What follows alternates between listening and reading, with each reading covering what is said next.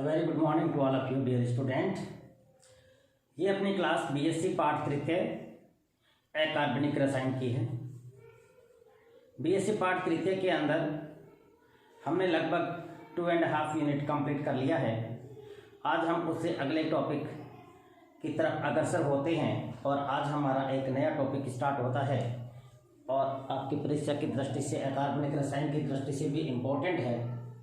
तो आपको आज के पेपर के अंदर, आज के टॉपिक के अंदर हम बात करेंगे ऑर्गेनोमेटेलिक कंपाउंड की, ऑर्गेनोमेटेलिक केमिस्ट्री। अब देखिए यहाँ पर वर्ड कहाँ कहाँ पे क्या क्या है। सबसे पहले तो ये ऑर्गेनो का है। ऑर्गेनो का मतलब यहाँ ऑर्गेनिक से है। फिर है मेटेलिक। ऑर्गेनिक का मतलब कार्बन से है, तो कार्बन। फिर है मेटेलिक मतलब मेटल। तो ऐसे यौगिक जिसमें कार्बन और मेटल डायरेक्ट बंध से जुड़े होते हैं, ध्यान रखें, ऐसे यौगिक जिसमें कार्बन और धातु एक डायरेक्ट बॉन्ड से जुड़े होते हैं, बंधे होते हैं, हम उसको कार्बधात्विक यौगिक कहते हैं। कार्बन से जो ग्रुप है वो वाला कार्बन के ग्रुप जैसे मेथिल है, एथिल है, CH3 है, C2H5 है, जो कार्बन है वो डायरेक्ट मेटल से जुड़ा हुआ रहना चाहिए।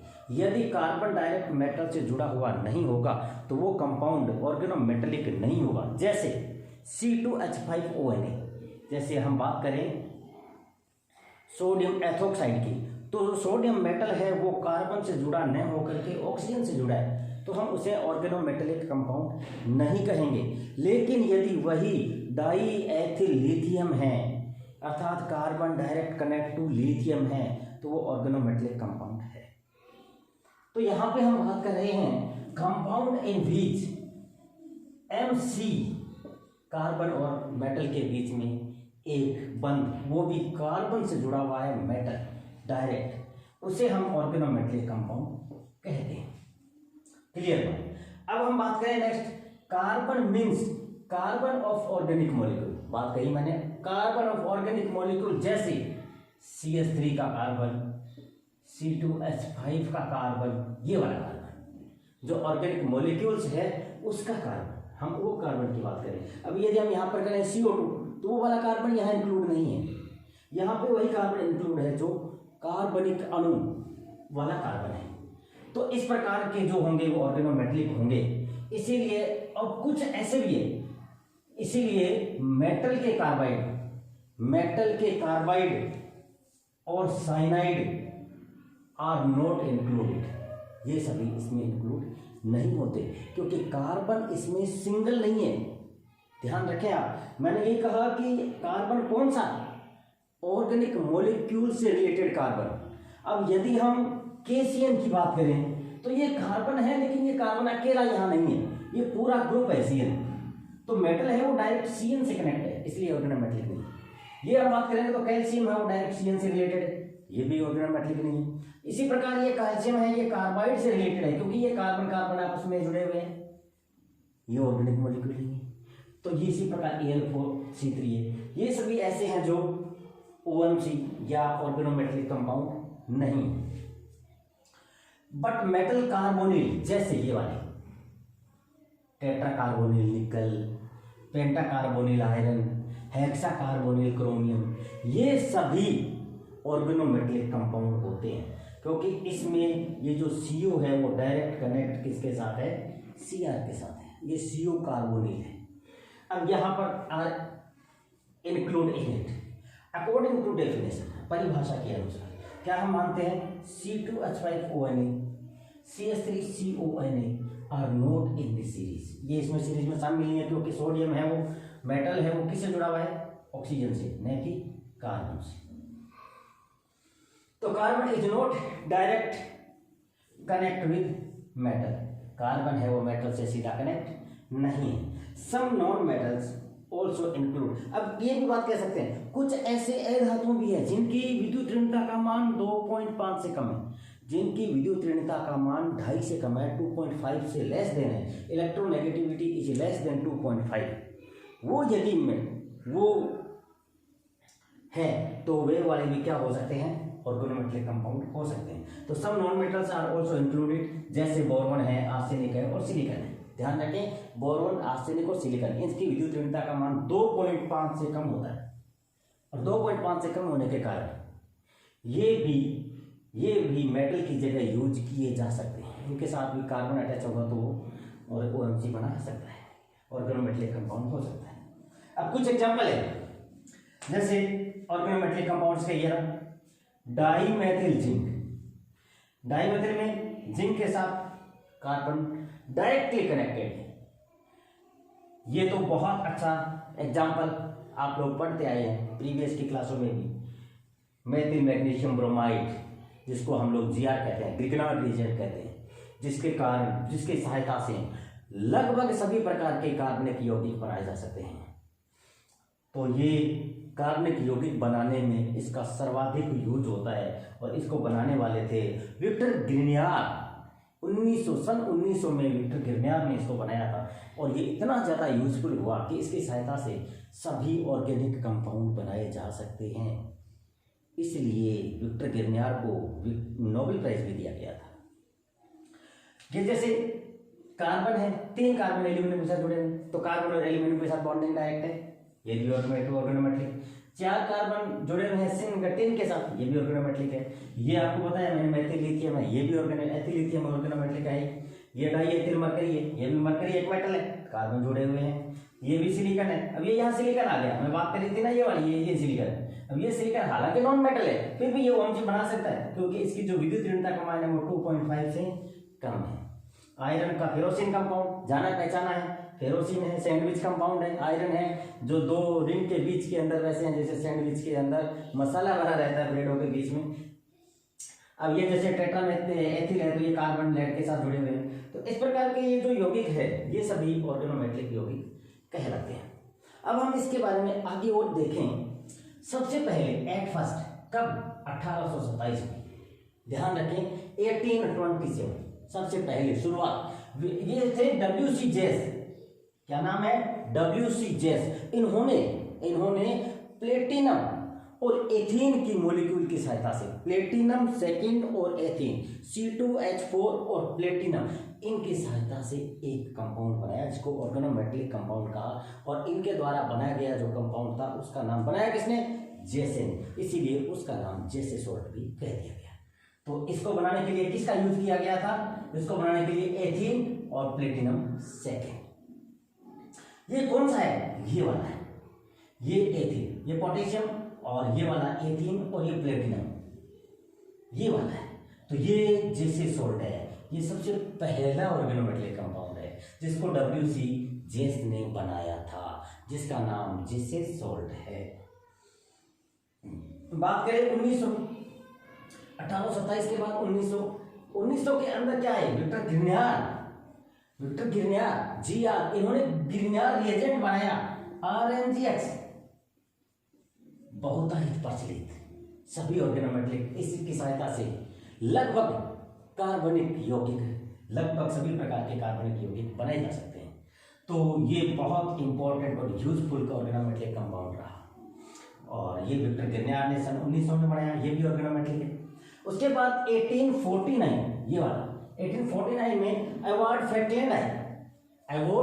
फ्रैंकलैंड आए, इन्होंने भी एक ऑर्गेनोमेटेलिक कंपाउंड बना दिया जिसको फ्रैंकलैंड अभिकर्मक कहते हैं, फ्रैंकलैंड रिएजेंट कहते हैं। और ये फ्रैंकलैंड रिएजेंट होता है डाईएथिल जिंक।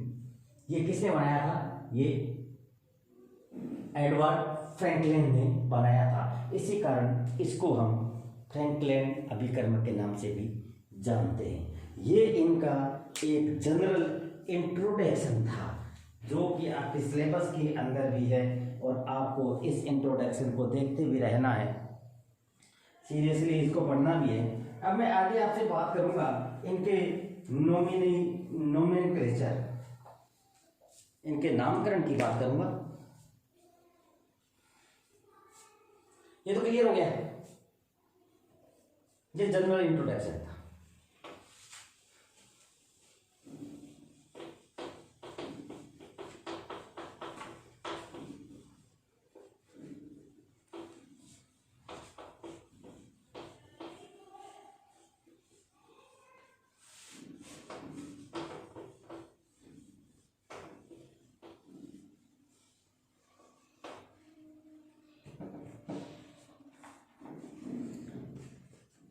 अब हम बात करेंगे नोमेनक्लेचर ऑफ ऑर्गेनोमेटेलिक कंपाउंड।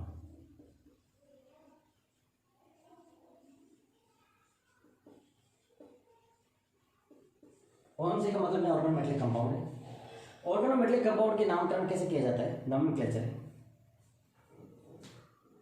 कार्बनिक यौगिकों के नामकरण के लिए विशुद्ध एवं अनुपयुक्त रसायन के आईयूपीएसी के द्वारा प्रस्तावित नाम पद्धति प्रयोग की जा सकती है। आईयूपीएसी ही यूज होगी।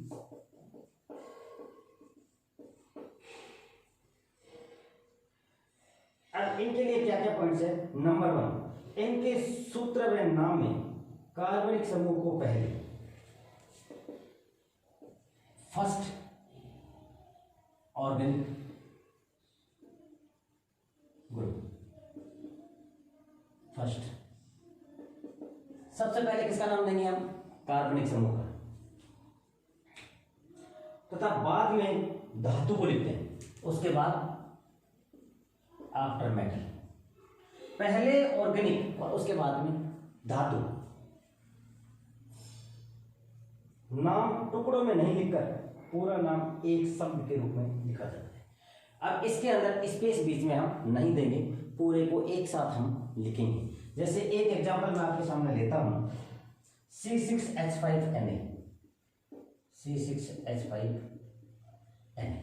अब इसके अंदर हमें पता चल गया कि ऑर्गेनिक जो ग्रुप है वो ये है, मेटल है वो ये है, इन दोनों के बीच में बॉन्डिंग है। तो ये जो है इसका नाम तो हम जानते हैं, ये ऑर्गेनोमेटेलिक इसमें ऑर्गेनिक के अंदर ये कौन सा है, इसका नाम हम फेनिल कहते हैं। इसका नाम हो गया फेनिल। अब फेनिल के बाद में स्पेस नहीं देना, यहाँ ये ध्यान रखना है हमें, स्पेस नहीं देना, सोडियम लिखना सीधा। हिंदी में यदि लिखेंगे तो मैं हालांकि हिंदी नहीं लिखता बोर्ड पे, फिर भी मैं हिंदी में यदि लिखना चाहूं तो ये है फेनिल सोडियम। एक ही वर्ड है, सिंगल वर्ड है, ध्यान रखें, बीच में स्पेस नहीं है। नाम लिखते समय पहले ऑर्गेनिक वाले का नाम लिखा जाएगा। इसमें ऑर्गेनिक ये है, पहले ऑर्गेनिक वाले का नाम, उसके बाद में धातु का नाम, और उसके बाद में वो एक ही वर्ड में लिखा जाएगा। अब जैसे एक एग्जांपल है डाइएथिल मैग्नीशियम, C2H5 की होल ट्वाइस मैग्नीशियम। इसमें वही बात होगी, कौन सा है ऑर्गेनिक, एथिल है, धातु कौन सा है, मैग्नीशियम। अब यहाँ पर ये एथिल कितने हैं, 2 है, तो हम इसके लिए क्या यूज ले लेंगे, डाई एथिल। डाई एक साथ लिखना है, एथिल, ये भी एक साथ, मैग्नीशियम।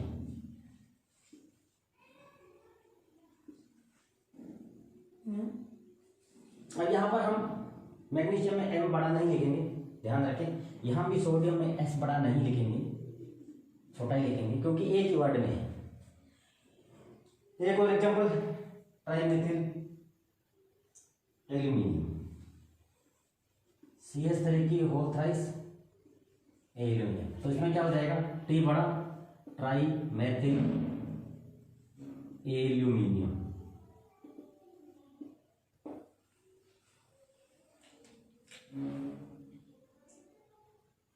अब फेनिल में अब एक एग्जांपल इसके साथ, इसको तो हम लेके चले रहे हैं। अब एक और आ गया यहाँ पे C6H5 और एक हमारे पास है C2H5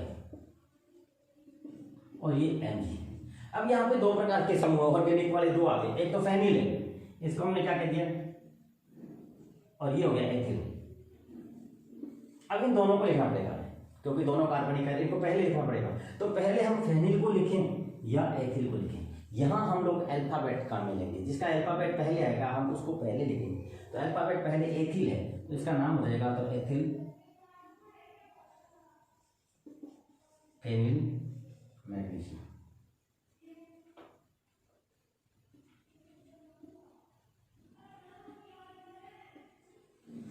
एथिल फेनिल मैग्नीशियम, बड़ा बड़ा लिख दूं, कंफ्यूजन नहीं है। ये लीजिए एथिल फेनिल मैग्नीशियम, एक बार के अंदर कैपिटल लेटर सिर्फ पहले दिया मैंने ई, बाकी सारे स्मॉल है। तो अब यहां पर 2 ग्रुप है ऑर्गेनिक में दो, एक फेनिल है और एक एथिल है। तो पहले हम किसको लेंगे? एथिल को। एथिल को क्यों लेंगे? क्योंकि अल्फाबेट में एथिल पहले आता है, आईपीएससी का जो कि नियम।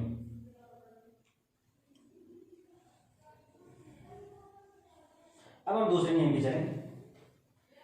विस्तृत कार्बधातुक यौगिकों के नाम में कार्बनिक समूह व धातु साथ साथ लिखे जाते हैं।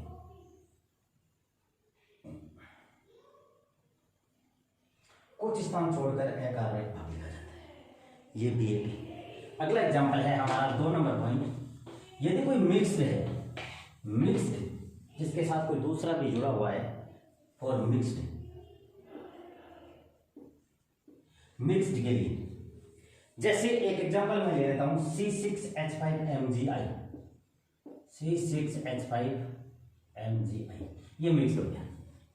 ये तो फेनिल मैग्नीशियम था, इसके साथ एक आयोडाइड और आ गया। अब यहां पर क्या करना है कि ये जो और आया है ना, इसको अलग ही रहने दो। ये न्यारा है तो हम इसको न्यारा ही रखेंगे। इसके लिए हम यहां पर स्पेस देंगे, बस। बाकी सेम है वैसे लिख देंगे। फेनिल मैग्नीशियम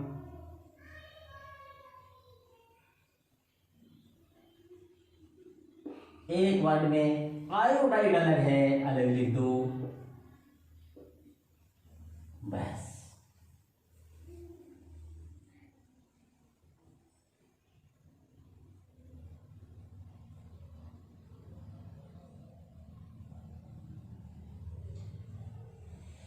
एक एग्जांपल C6H5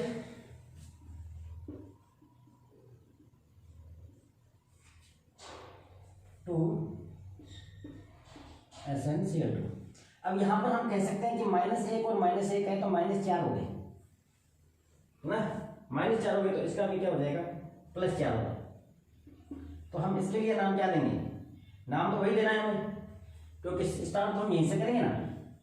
यहां से करेंगे फेनिल है, फेनिल भी कौन सा है? डाई फेनिल ऑटिल। अब टिन यहां पे कौन सा है? ये टिन यहां पर ये 4 वाला है, इसलिए हम यहां पे 4 लिख देंगे। और आगे क्लोराइड, बिल्कुल ये टिन तो इसके साथ लेंगे, और फिर आगे क्लोराइड कर देंगे।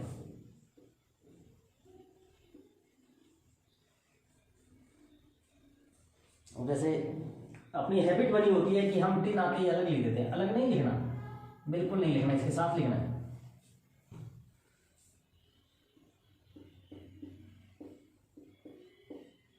क्लोराइड अलग लिखना है, बाकी सब एक साथ है।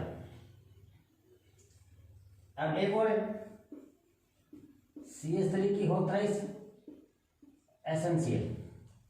इसमें भी वही बात है, ट्राइमेथिल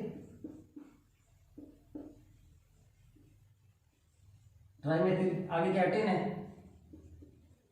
टिन, और वो भी 4 है, क्लोराइड है।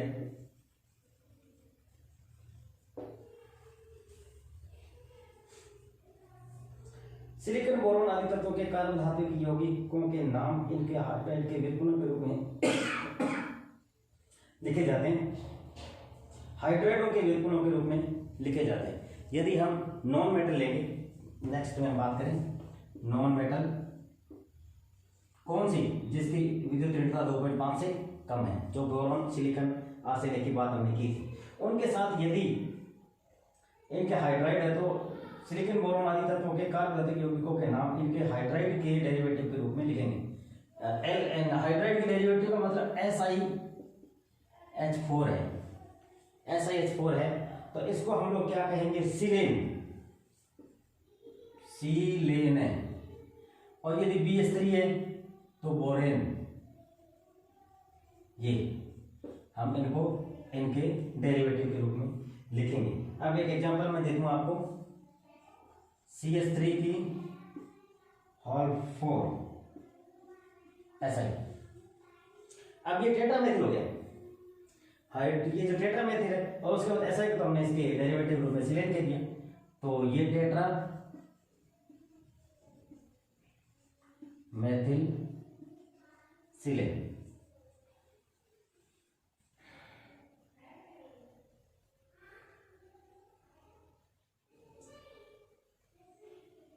अब एक एग्जांपल और ले लूं, CH3 की होल ट्वाइस SiCl2, बहुत बड़ी एग्जाम्पल। अब इसमें क्या है, अब इसमें बात अब वैसी बात नहीं है यहाँ जैसी बात नहीं, यहाँ पर सिलिकॉन के साथ है ये, तो इसके डेरिवेटिव के रूप में हमें नाम देना है, तो डाइमेथिल तो है, डाइमेथिल हो गया, और SI का सिलेन हो गया, लेकिन उसके साथ में Cl2 भी है, तो डाइक्लोरो भी आएगा इसके साथ, डाइमेथिल डाइक्लोरो सिलेन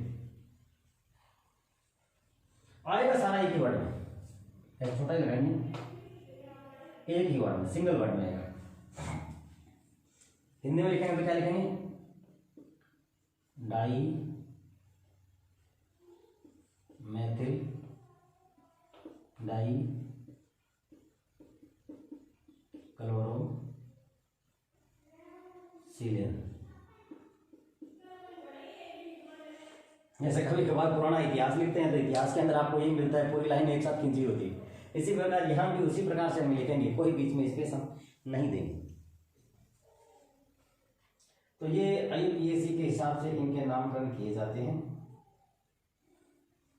तो आप लोग नामकरण के कुछ एग्जाम्पल्स और लीजिएगा। अब हम आगे बात करेंगे काल धातु यौगिकों के वर्गीकरण की, जो कि नेक्स्ट टॉपिक है हमारा। आपका बहुत बहुत धन्यवाद, बने रहें मेरे साथ आर केमिस्ट्री क्लास में, और सब्सक्राइब करते रहें, अच्छा लगे तो लाइक करें और अच्छा लगे तो शेयर भी करें, और अपने PDF की सहायता से नोट्स बनाएं, असाइनमेंट कंप्लीट करते रहें। बहुत बहुत धन्यवाद।